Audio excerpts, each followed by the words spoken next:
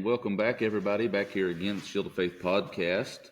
Not been that long since we talked last, unlike the last few times we recorded episodes. It seemed like we had a little bit of time in between. Things are still busy for us here, but 100% busy. Yeah, so if you're new to us here, I'm Jesse Phipps. With me always is my good friend Garrett Mussett. So we appreciate y'all tuning in today. So, as we always do, starting these things out, kind of talking about just exactly what life's been throwing at us. And we talked a little bit last couple of times, about how basketball season was rocking and rolling for us. Both of our kids played middle school basketball, and we're in the thick of the season now. All the teams seem like they're really starting to take shape. They're getting some good chemistry going. Oh, yeah, and I've seen a lot of improvement just from where the kids have started at the first of the season, rolling on into this, this later on in the season. There's a huge difference in how these teams are playing. So shout out to the coaches there at Forest Grove. I think they're doing a good job with these kids. Yeah, for sure. And sometimes, you deal with these kids, and our kids are going to a K through 8 school currently, and sometimes, being as all we really deal with are 8th graders to that point, it's kind of hard to remember that for a lot of these kids, especially starting out in 5th grade, this is their first real experience with organized team basketball. Most of the time. And so, they're picking up a lot of skills that they didn't have. They're having to learn, and they're having to learn to work together as a team. And that's an experience that not a lot of them have gotten to this point. And I will say, working there and getting to deal with these kids, the boys have really been hounding me to mention them in one of our episodes. They're like, when are you gonna give us a shout out for our basketball season? So I told them, I said, well, do something worthy of me shouting out, and I will. And so I'll say this: what I'm fixing to talk about, the game I'm fixing to talk about, they didn't win, but I thought it was one of their better games they've played all year. They went to a neighboring school that has a high school, and we played their middle school teams.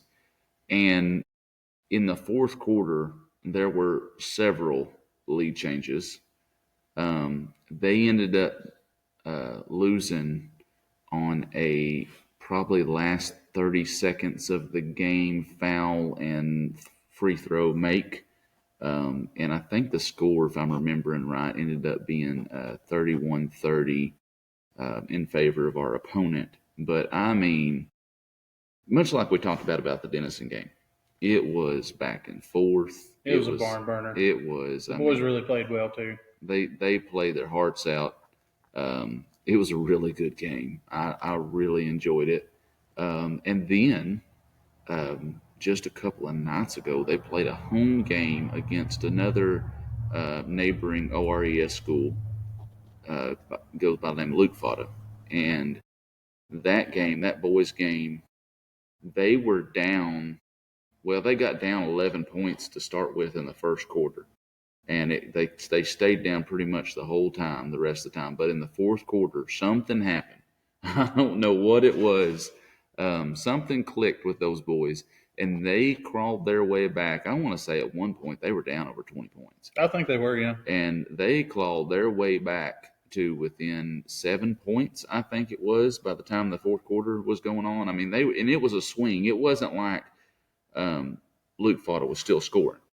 It was, our boys were after them, pressing the balls, making steals, getting fouls, going in the paint, putting it up, fast break opportunities, and they were clawing their way back. I mean, it was there probably up until the last 45 seconds of the game. I thought they were going to crawl out and win. I did too, and they were playing really good ball too. I mean, you've seen a lot of ball movement, a lot of good passes, a lot of good capitalizing on the open places in the defense. I mean, the boys probably looked the best they had all year in that game. Yeah, especially when you got to the second half and they really started finding their rhythm.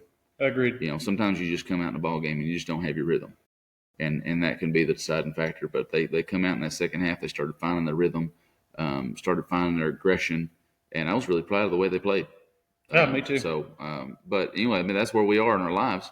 I started a new job. Hey, you did. So to quote a movie here, what kind of work you in, Big Dan? Sales, Mr. McGill, sales. Yeah, I started a new job at J. Hodge Dodge of Hugo, Yeah, seeing if I can't sell a few Ram trucks here and there. yeah, yeah. I joked with you earlier today that they changed the name so the customers can't dodge you anymore. That's right. They ram head first into me. Oh, yeah. So you know, that's where we're at in life is basketball season, selling Ram trucks, in between the holidays, trying to work out time to be able to go hunting. Hadn't worked out yet. So, but yeah, that's where we're at. So today, one of our conversations, since we kind of just got a loss of words there for a second, that's very odd for us. It is. We like to talk, and I don't know that we're good at it. Some people might find us annoying, but we do it a lot. So, We're at least experienced in it. well versed. So one thing we've kind of been talking about over the last couple of days is when we talked about sitting down and recording podcast episodes is we were kind of trying to decide, where we wanted to go with this. And one thing I had said to you was, it seems like we have took a lot of time over the last few weeks explaining who Christ isn't and what he doesn't look like.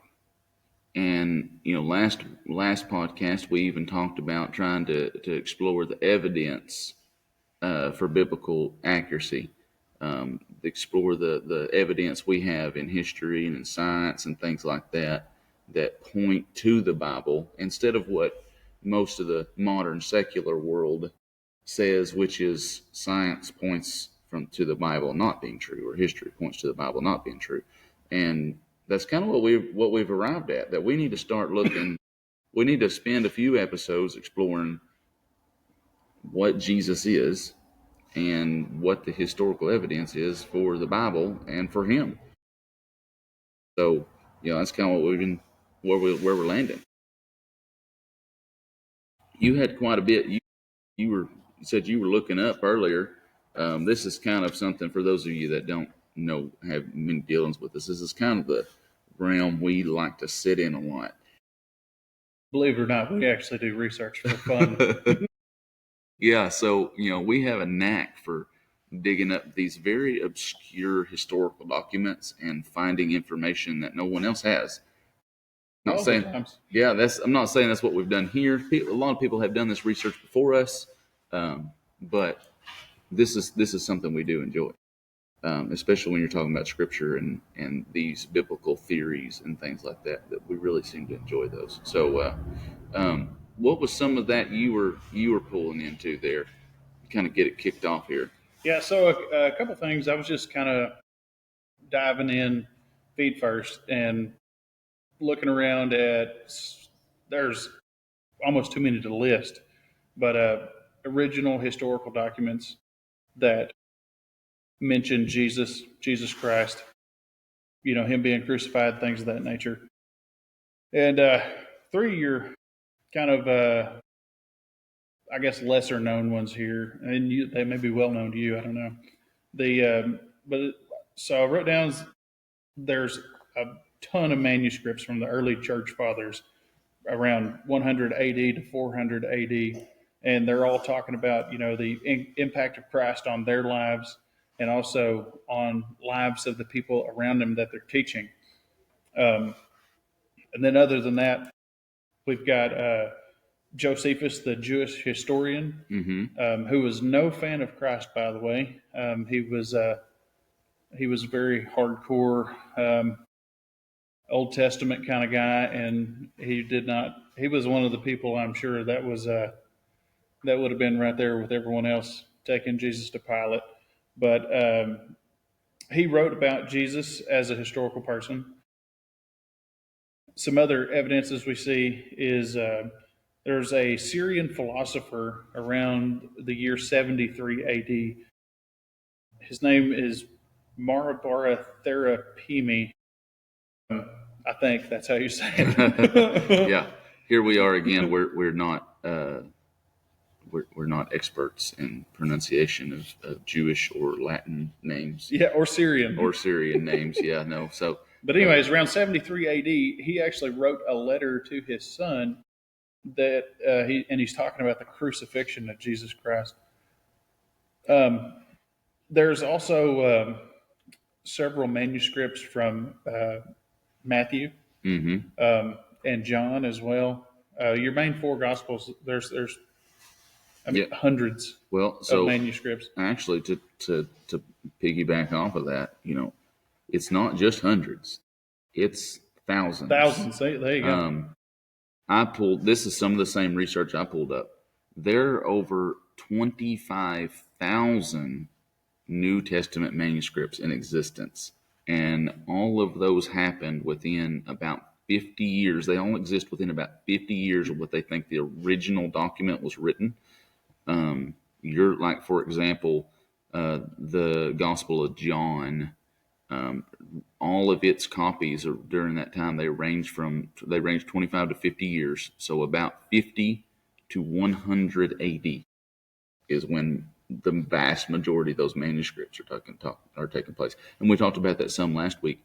You think about how everything had to be written and copied and printed and all that stuff during that time. That's an amazing feat.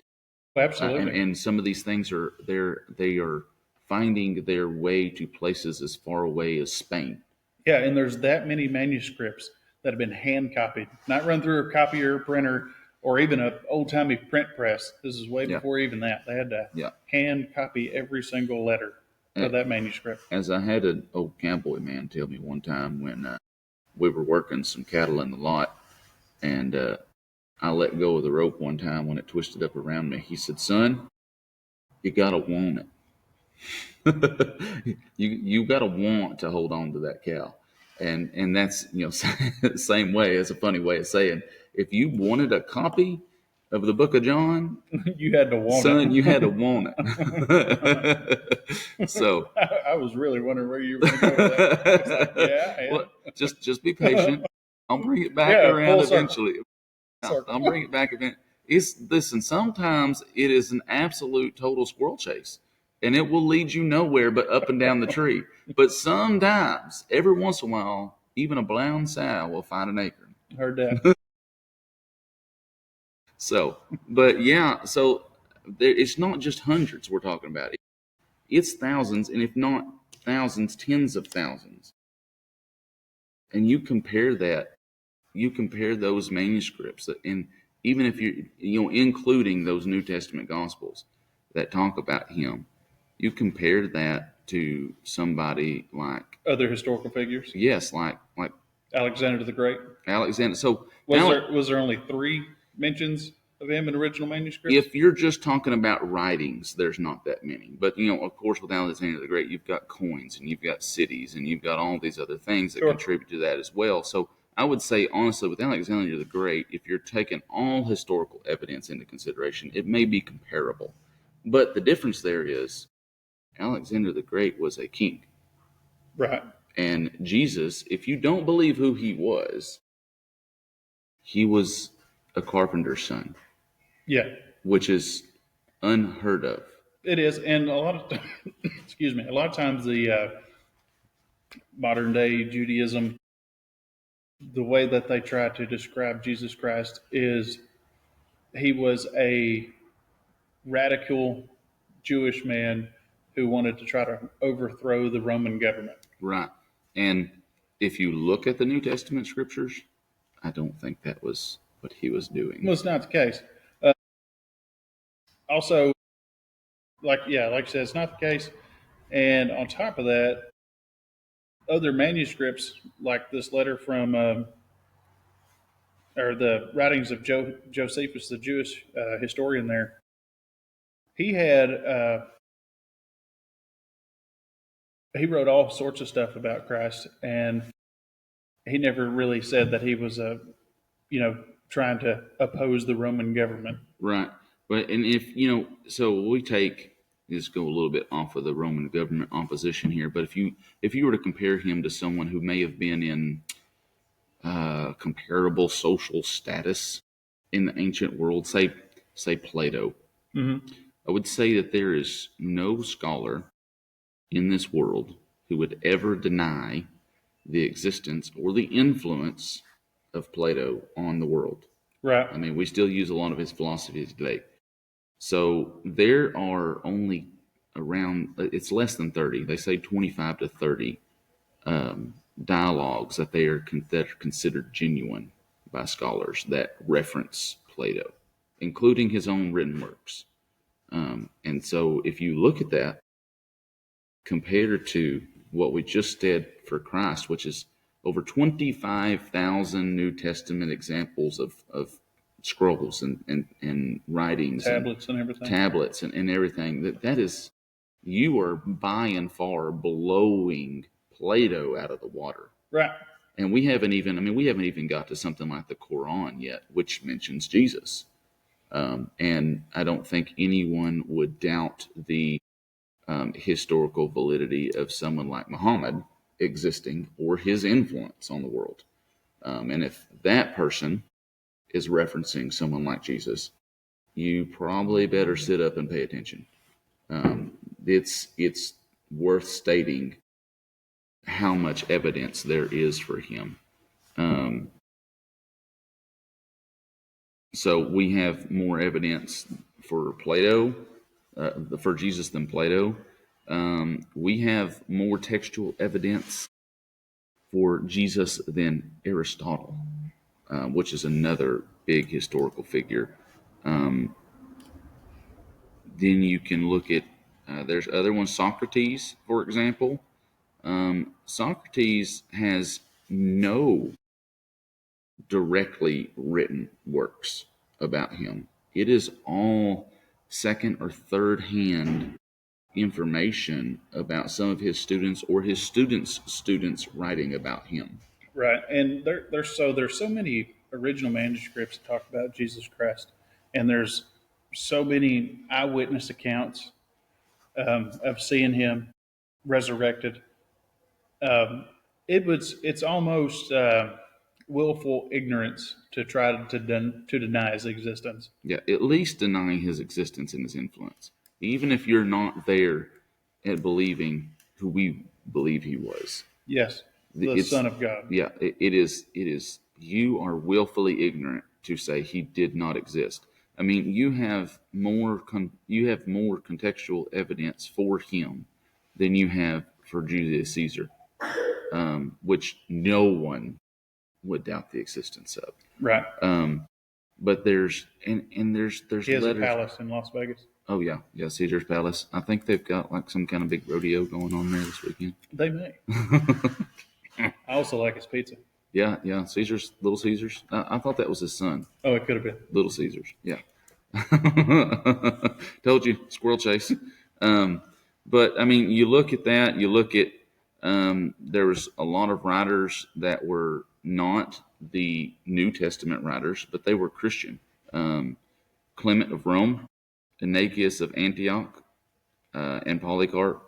They were students of people who had known Jesus, so they would have been students of Jesus. The list goes on. Like we can, Great grand students, if you will. yeah. So you can just keep going and going and going with how many references there are for Jesus versus some of these other well-known historical figures that scholars do not doubt. Right. And the secular world, for some reason, and I don't know why, but I know why. It's because they want to do what they want to do. They don't like the idea of there being a higher power, or the idea of there being a Jesus or a God, or even the fact that they need one, which that's a conversation we get in on another episode. But the fact that they're denying it is just, well, I mean, the scripture warns us about it. There'll be scoffers, and that's something we're warned about. You bet. But I guess if we want to say all this evidence exists for Jesus actually existing, I guess now we're bringing the conversation into into another realm is, how do we know that the Bible itself is factual? How do we know that the Bible is telling the truth that Jesus was the Son of God, that he was killed, buried, and resurrected, and then ascended to heaven? How do we know that the Bible's actually telling the truth? And I think the evidence goes further than just the New Testament. I think it goes further than just the writings about Jesus. I think it goes beyond that. And that is something we talk about quite regular. I'll kind of start with this. For example, if we were to look in 1 Kings chapter 7, we would find what's known as the Molten Sea passage. And this passage describes a bronze basin in Solomon's temple. It says it has a diameter of 10 cubits from rim to rim and a circumference of 30 cubits, plus the thickness of the rim is 1 hand breadth, meaning 1 hand width. And if you were to do all of that math for any of you, like my wife, hi honey, that are math whizzes, and you were to use a little bit of algebraic equations, do you know what that ratio is? I believe that's 3.14. You're pretty dang close, because a hand breadth is about 3 inches to 4 inches. So you've got the wall thickness there is 2 hand breadths, or 8 inches. So the ratio of 10 to 3 alone, that's 3. So that gives you pretty dang close as to what you're looking at here with that yield there. So you've got 30 cubic circumference, or 540 inches.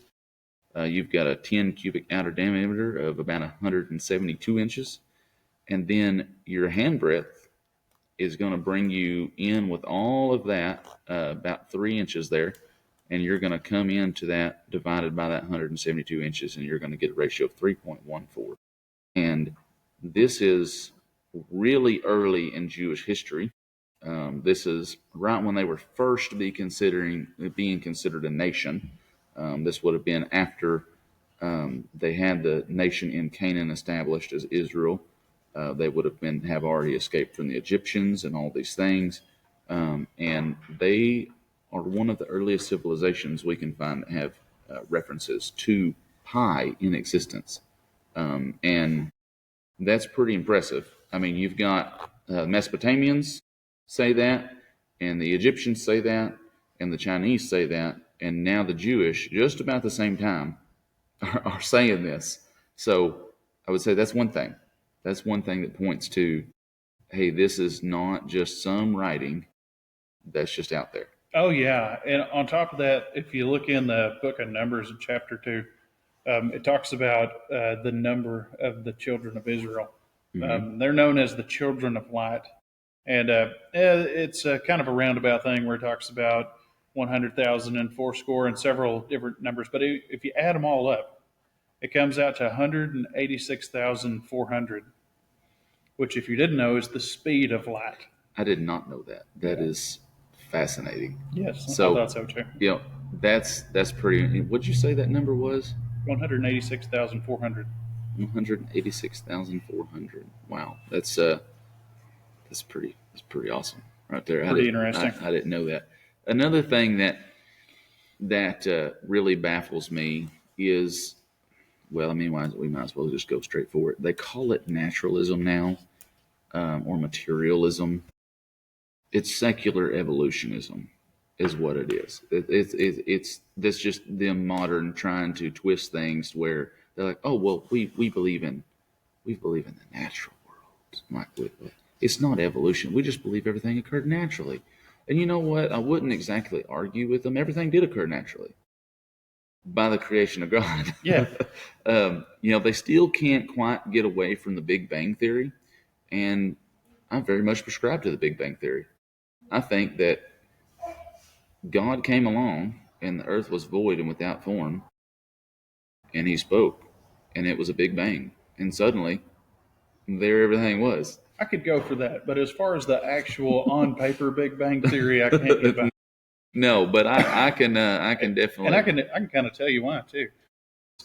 What they tell you is there was nothing, and then all of this nothing compacted itself Yeah. to the head of a pin, the size of a head of a pin, so about yay big, Itty bitty bitty bitty. and then exploded. So nothing came together into a really dense nothing ball, and then nothing exploded, and things came from nothing. So there's your first kind of out there flaw. On top of that, there's a few things that have to happen in order to get to what they call the primordial soup and all that. You have to have not only not only just the macro evolution that they're trying to claim happens. You also have to have elemental evolution, which has never been documented anywhere, never seen or observed. And you also have to have geological evolution, which also has never been observed. So we know that if you break down science, we know that everything goes back to atoms. And if you don't even want to get into that necessarily, but for those of you that are fans of science or scientific notation and all these numbers and stuff, if you were to go back and just look at what the odds were of everything coming together just to form one genetic protein, not the genetic material itself, but just one protein, and that protein by itself is useless because it's going to have one on the other side of it. And then there's a whole ladder of those that go together. And when Charles Darwin, I see that, buddy. Hey, y'all had a little old Lawson come and make an appearance. He had showed me a pretty funny Coke bottle video. But so if you were to look at that, even when Charles Darwin came up with this theory of evolution, he did not realize the complexity of DNA. There was no way for them to know. You're talking about the early 1800s here. Right. We didn't fully understand what germs were yet. So, for him to be writing all these theories and stuff, I can see why he might have come up with all these ideas without knowing the full science behind everything. But we know better now. We do. But the probability of one of those proteins coming together for a DNA is 1 times 10 to the 164th power. That's insane. That is incredibly small odds. It's almost incomprehensible. So, and then the science community says the probability of forming all necessary components for a functioning cell to form simultaneously. They say it is so small that it is as unimaginably small and is essentially zero. But they did assign a number to it. And it is 1 in 10 to the 41,000th power or higher, they say. So you're telling me, this is where I come to. You're telling me that you say the chances of this happening are so small that you can't really even put a number on it, much less write one down. It's about the same odds there of you of just spontaneously turning into a donkey. Yeah, and so my thought there is, it's like you come up with this and you can find the faith in your being to believe that, but you can't find the faith in your being. Nothing else, though. Nothing else. I will buy that all the way, but you tell me anything else, Yeah. I'm sticking my fingers in my ears. I completed a course this semester in college as I'm finishing a degree up, and one of the discussion boards that was on that was no intelligence allowed, something like that. But it was intelligence expelled, no intelligence allowed, and it was the guy that used to do the Clear Eye commercials. Yeah. Ben Stein from Win Ben Stein's Money. Yeah, the difference is clear eyes. Wow. Wow. Yeah, wow. But so he was conducting this study, and he was going around all these places and interviewing all these people and things like this, the different scientific communities on the different sides, because even in the scientific community, even though they may not believe in God and Jesus and things like that, there still are proponents of intelligent design and creation. And then you got the other side, which they're, again, they say is the naturalist or the materialist or whatever. I can't remember exactly which famous scientist said it, but it was a pretty good quote. It really kind of stuck with me. He was talking about geology. He said that the first sip of the glass of learning about geology will make you an atheist. And by the time you get to the bottom of the glass, you'll realize that there's no other way for this to happen but God. Yeah, yeah, and that's really what it comes down to. I think a lot of these people, they take that first couple of drinks, and they go whole hog into one side of it, and then they get so far down the road, they're like, no, I can't admit that I was wrong all those times. Yeah, and if even a lot of times, even if you try to present evidence to those type of people, they're like, I don't believe any of that. Thank you. I'm like, well, don't you want to hear a different theory? I mean, all it is that you're believing here is a theory, nothing that's ever been proven. Right, and that's something that baffles me too. They talk about a lot of times how scientific method and this and that. I find it interesting. In that course, we talked about that the scientific method is rarely used in science today, and that was something that scientists actually say is, oh, we really don't use scientific method today, and which it kind of baffles me because since I was a child, that's what I was taught was scientific This is how method. you figure things out. Yeah, this is how you figure things out. Is you got to do some research and answer a question and come up with a hypothesis and test that hypothesis and record your results. And it seems like to me a lot of times these guys are finding facts to suit their theories instead of changing their theories to suit the facts. Something like confirmation bias. Confirmation, yeah, that's a good way to put it. You know what? This is why I bring this guy around, because sometimes he has a way of thinking about things that my pea brain doesn't quite comprehend. So, but I thought that was pretty interesting. There, it was just the odds of all this being created, and I found it far more believable that someone come along and spoke this into existence. And also, they've never been able to recreate the original composing of matter. I mean, they have laws of thermodynamics and matter that state that matter and energy can neither be created or destroyed. Right, yeah. I teach that all the time to my middle schoolers. So, but just that very law alone, like how in the world is everything going to come from nothing? Yeah, if nothing can be the created, laws of thermodynamics apply. Yeah, nothing can be created or destroyed. And I think maybe a biblical, a biblical way to explain that is God is outside time and space of time and space, and we are inside time and space. And inside time and space, that is where the law of thermodynamics apply. Right. However, the realm that God lives in, He controls everything from outside. Right. It's like you typing on a computer to make things on the screen. Right. Exactly. I was listening to another podcast a while ago, and we'll have to start wrapping this up before too long. We can stay on this goose chase all day long. But it was the Unashamed podcast with the Robertson family. For those of you that care to listen, they were talking about what happens to the human body after it dies, and they were in John chapter 20 talking about the burial of Christ and things like that, and the significance surrounding those facts. And they were like, well, what happens to a human body after it's dead? What happens to it? And that, well, everything just goes into the soil right there. I mean, even if you took a temperature measurement of the soil where that body was laying versus soil around it at the same time, the temperature in that soil, once that human body was fully decomposed, would be higher than the soil around it. Just because the energy that's within that body cannot be destroyed. It's so weird. It's got to change form. So it's all it is. It's just broken down and changed.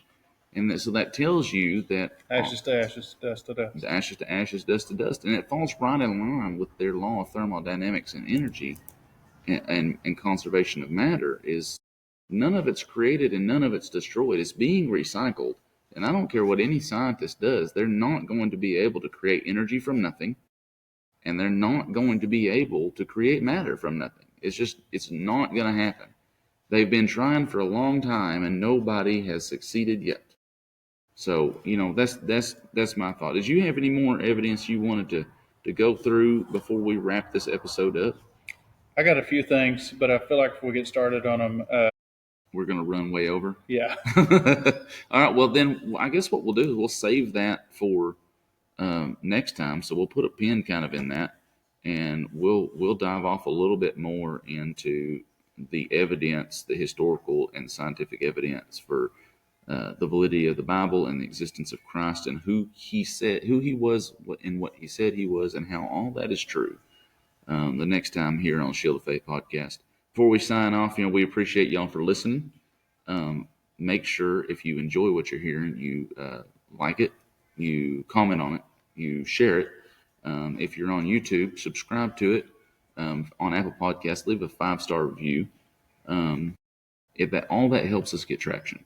It does. If you see any of this stuff on any of our social medias, Facebook, Instagram, X, TikTok, share it, like, comment. Yeah. I mean, any of those things. I want to challenge each and every one of y'all to comment on one of our episodes, and I want you to ask us the hardest question you could possibly imagine about the Bible. Yeah. Just to keep us sharp. Yeah. Go there and ask us the hardest question, and we'll see what we can come up with, and we'll tell you what we come up with. Yeah, we'll see what we can come up with and see where we land. We'll do some studying on it, and we'll put it on podcast sometime. See where we go. I mean, now we may not necessarily agree with you, and we may actually not even agree with each other by the time we're all done with it. But we will definitely talk about it. I mean, in my mind, there is no biblical topic that is off limits here. Yeah, I agree. So this is what we're here for. That's what we're here for. So if you, like I said, if you like what you're seeing, if you enjoy watching us, let us know and share this. That's how we grow it. So we appreciate y'all listening, and we will see y'all next time. Y'all take it easy.